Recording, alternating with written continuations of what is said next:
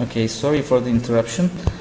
Now, so what we have seen from this example is the method called long division. It may not be very obvious how to proceed the long division.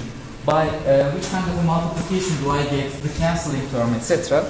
You have to just search for a few terms. If you're going in the right way, direction, that means you have to obtain some coefficients of the powers of z inverse, z to the minus 1, z to the minus 2, etc. If it goes on like this, it means you're recovering the right-hand sided solution. If you're proceeding z square, z cube, etc., like this last example, then it means you are finding the left-hand sided solution. That's how you proceed and check your solution direction in the long division.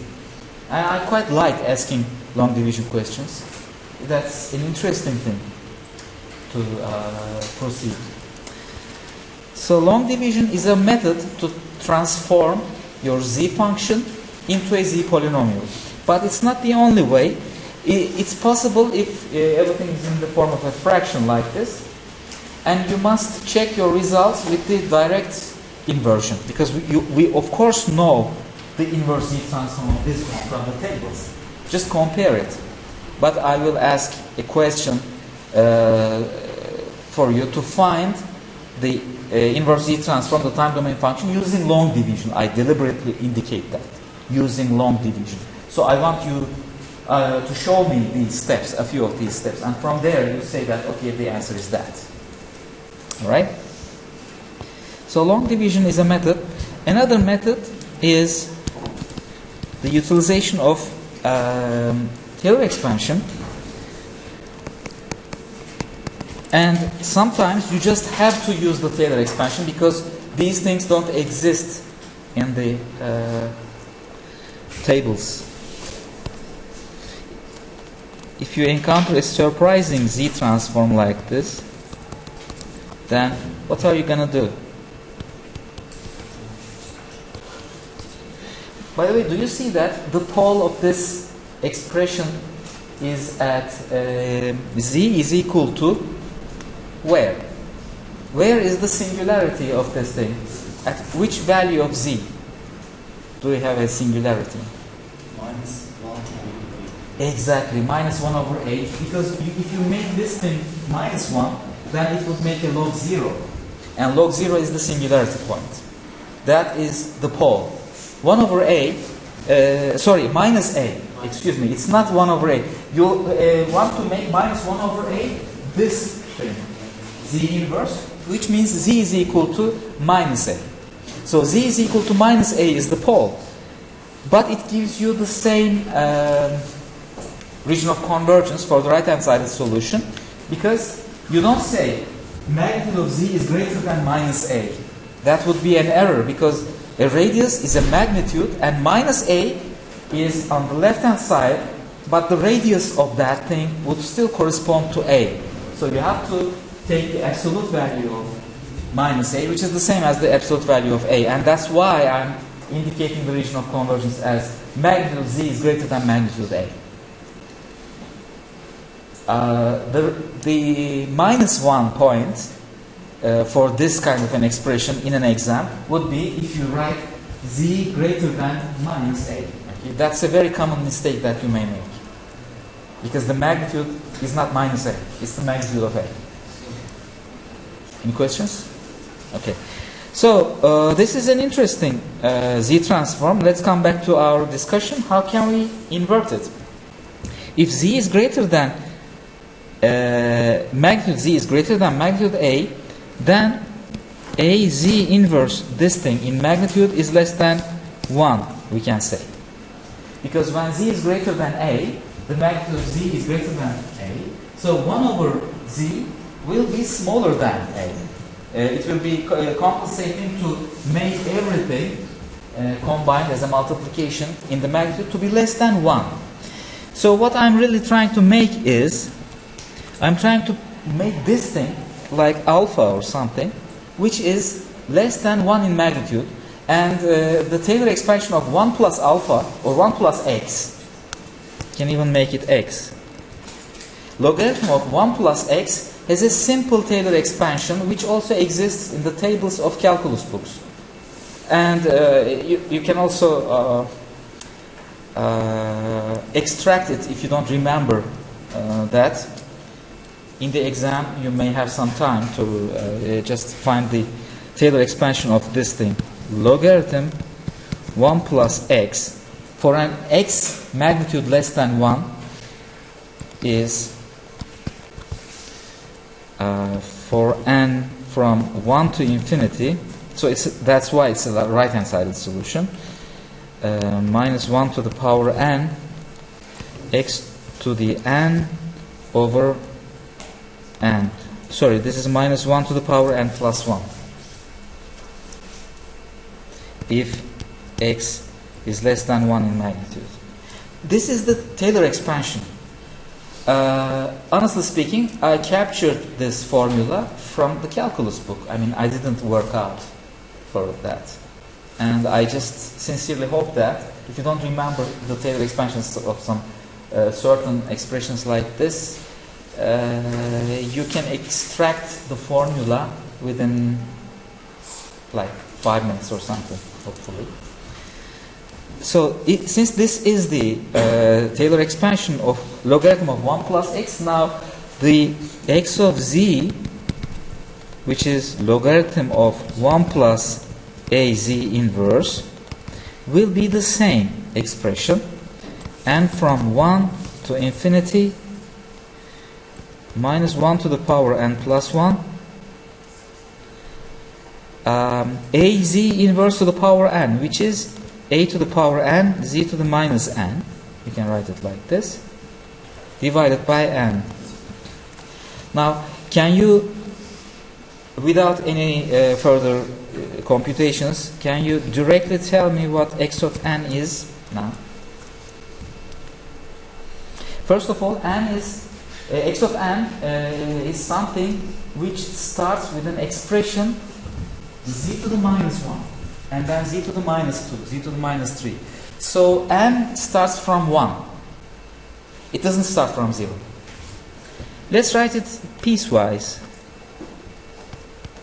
For n greater than or equal to 1, z to the minus n, the coefficient of z to the minus n will correspond to x of n. And that is minus 1 to the power n plus 1. Is there a compact way of writing it? No. Well, minus 1 to the power n plus 1, a to the n over n. You can write it like this. For n greater than or equal to 1, and it's equal to 0 for all others. It is a right-hand sided solution, but it doesn't include n is equal to 0. The origin is not included. Is there a better or more compact way of writing this?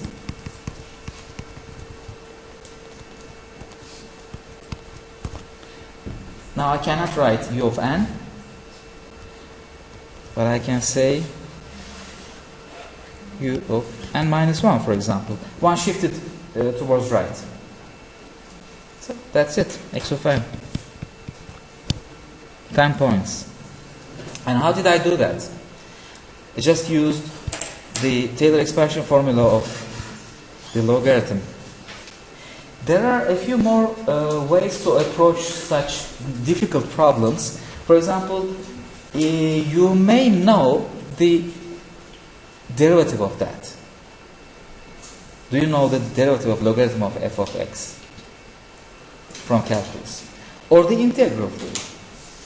And from those derivatives and integrals, if you can somehow come up with polynomial rational concepts, from those concepts you can construct this. And by the way, this thing truly looks like the derivative of x of n with respect to n, with a minus 1 to the power extra term. So I suspect that this question can also be solved using the derivative and integral formulas. Okay, but nevertheless, Taylor expansion is the last resort that you may consult to. If you just don't have any idea about the function, then you just have to find the Taylor expansion of that. And from there, you reconstruct or recover a Z polynomial. This is the Z polynomial, by the way. And it's an infinite Z polynomial. From there, the time domain signal is just one step after extracting the Z polynomial. All right. Unfortunately, these two long division and Taylor expansion examples are so typical that probably I will have to ask you such typical questions. And those, where are those typical questions? They are in the book. Okay? Just look at them. You may find them at the back side of the chapters, as usual. I usually ask among those questions, as you know from the exams, right? So look at them and try to solve them before encountering them in the examination. It's a pity that many of you guys just encountered the end of chapter questions in the examination. That's a pity, isn't it? You should have solved them already, and then you will know the answer. All right. Now, a quick next concept before the break is from h of z, the magnitude, from its magnitude, how do we find the magnitude of x of e to the j omega, which is the magnitude of the Fourier transform, and the angle of x of e to the j omega? Do you remember what we did for the Laplace transform? We were looking at the distance from the poles and the zeros towards the j omega axis. We pick a j omega axis, a point on the j omega axis, and we measure the distances from the poles and from the zeros. And then we were just dividing the distances from the zeros in the numerator, and we divide them by the distances from the poles. You remember that?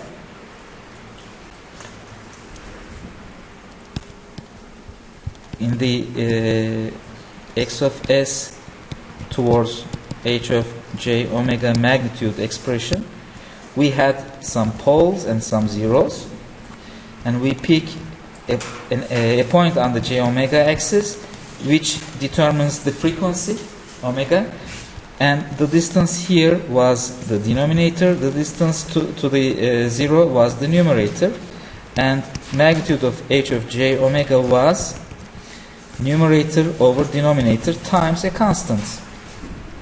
If there are multiple numerators and denominators, we just need to multiply them, multiply all of them. This was a big parenthesis for your remembering.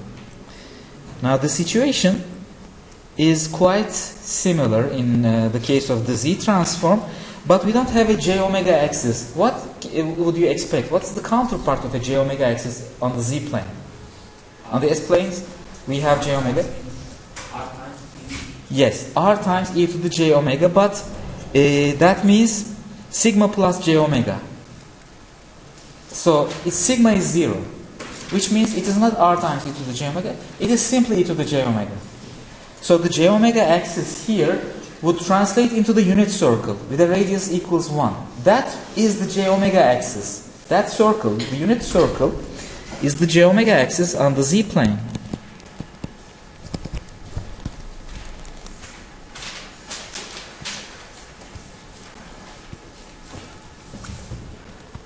Okay?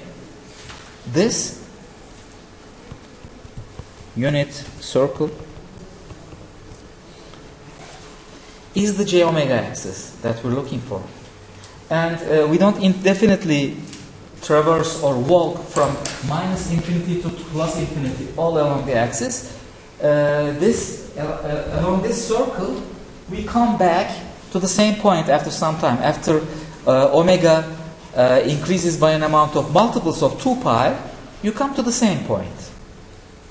That doesn't happen on the Laplace plane, but it happens in the Z plane. And we again have some poles and some zeros.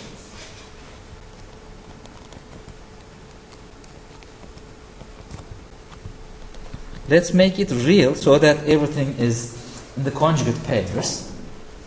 They are symmetric around the real axis. This is the imaginary axis, and we have some zeros.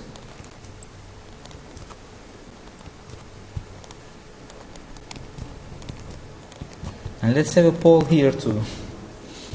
I'm sorry about these poles. It's a pity. How am I gonna proceed? I'm sorry about that. Okay.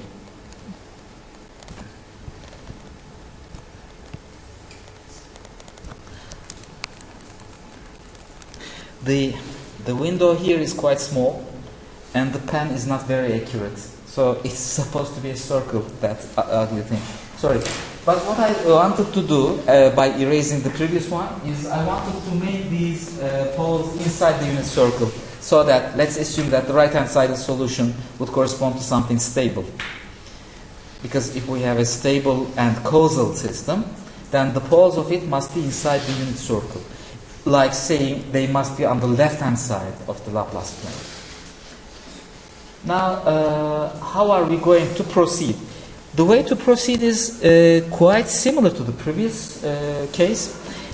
We pick a point here which corresponds to a frequency. And the frequency is here, omega. That is h of, or x of e to the j omega's omega. And what is magnitude of x of e to the j omega? It's again the distances from the zeros. Let's make them red. And let's make the others blue. The distances from the poles. And we just do it like this. Magnitude of x of e to the j omega is equal to numerator 1, numerator 2, numerator 3, numerator 4, 5, numerator 6 divided by denominator 1, denominator 2, denominator 3, 4, 5, 6 and 7, because we have 7 poles. Alright? So it's the same thing, but this thing is just rotating, and it's like rotating along the circle, and the distances are just squeezing like this. Okay? Like this. You have to measure the distances, and the effective distances in the numerator and denominator, as you see, they are in the form of multiplication, and since they are multiplying, effectively the nearest one is making things dominant, both in the numerator and in the denominator, because the nearest thing will be, for example, very small if you are having some omega value which is close to 0, some small frequencies in other words. For small frequencies, we have the N1 or N2 or N3, whatever, some of them quite small. And when you multiply something with a value that is very small, you make the value very small. Don't you? Since it becomes small in the numerator, so for small omega values, I would expect that the numerator is very, very small. In fact, for omega is equal to 0, let's assume that this 0 is exactly on the circle, which makes the value to be precisely 0, because it will be 0 times everything else. Right? How about somewhere around here, omega nearer to pi over 2, the top region? Then our points will be near to the distances from the poles, so the denominator values will be small, and that will make the overall magnitude quite large, won't they? Then we come back to pi by 180 degrees. And again, the distances from the zeros will be small, so the overall ratio will be small. And then at minus 90 degrees here, again we are near to the poles, which will make things quite large. So I would expect this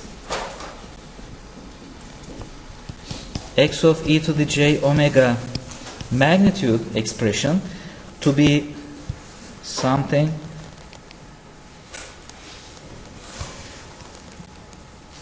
like this. I'm gonna make it taller.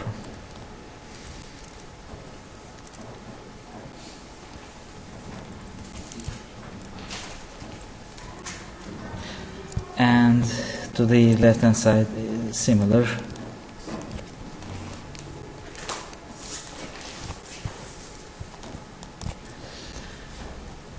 And this point, or here, let's say, would correspond to pi, the left hand side. So this is pi, and this is 0. From 0 to pi it goes on like this, and from pi to 2 pi back it repeats itself like this, and make some shape like this, and come back to 2 pi, which is the same as the 0 point. So what do we see here, for example? What kind of a filter does it look like? Bandpass. If you want to give a name, I would say that this is a bandpass filter. And that's what I have designed anyway from this pole 0 diagram. If you put the poles here and then make zeros at the highest frequency, this is the highest frequency, this is the lowest frequency, which is 0 and pi, I suppress them, and somewhere in between I increase, and I make a bandpass filter. If I want to make a high-pass filter, how would I locate the poles and zeros? For a low-pass filter, probably I would put poles here. For a high-pass filter, let's come back to the original filter. For a high-pass filter, I will put the zeros again here, because the low frequencies will not pass, and the high frequencies will be here. So I should put the poles somewhere around here, tile them over there in the reciprocal pairs so that it becomes real. And here I wouldn't put anything. It's just a transition from low pass to high pass, low frequency to high frequency. How about the low pass? In the low pass, the poles will be here and the zeros will be here. Can you make a band reject filter? Yes. I will put poles here and zeros here and here, so that those transitions will be suppressed, the others will have high magnitude. Alright?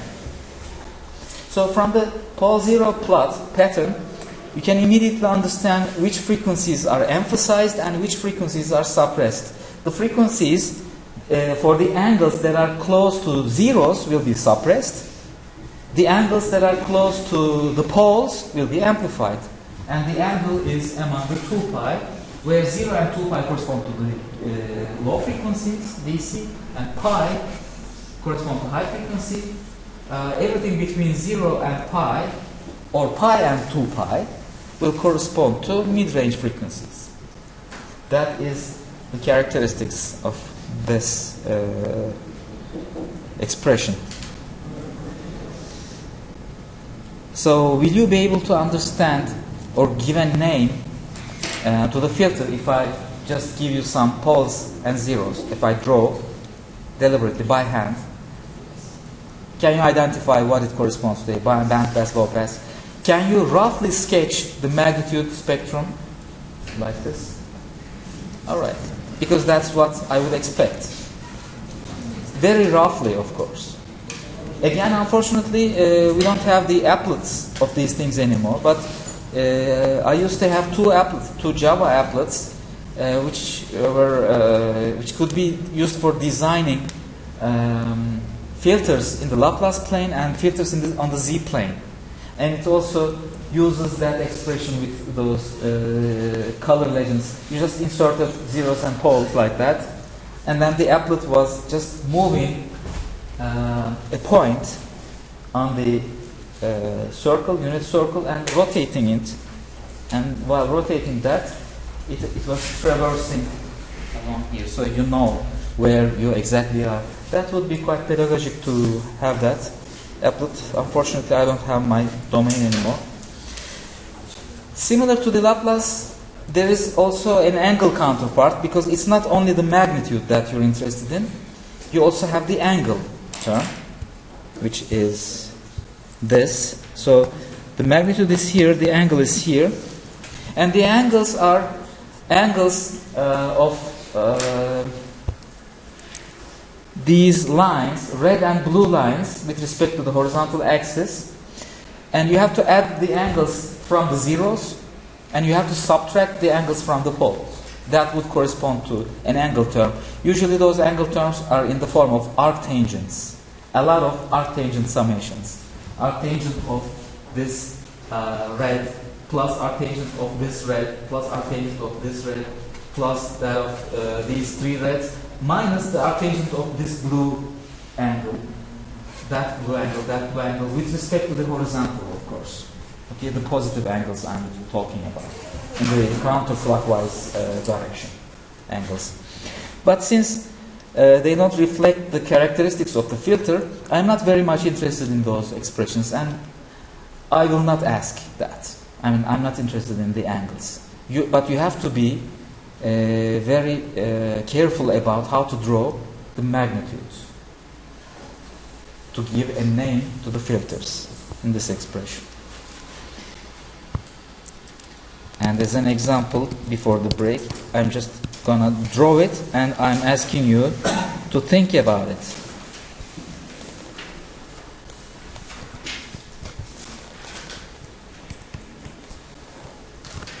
You have a pole at A, this is the unit circle, and then a 0 at 1 over A. What is magnitude of h of e to the j omega? And I'm not going to solve it. I just want you to find the formula for the distance, for these distances. This is the numerator distance, this is the denominator distance. What is n over d? Can you find an expression of n over d in terms of this angle omega? This is the omega. Can you find that formula? Who knows, maybe I ask it in the final. No, let's put it this way. I will ask it in the final. That's a definite question. So don't come to the final without solving this. It's perhaps the easiest. Okay? So now we can give a break. And after a 15 minutes break, we will continue.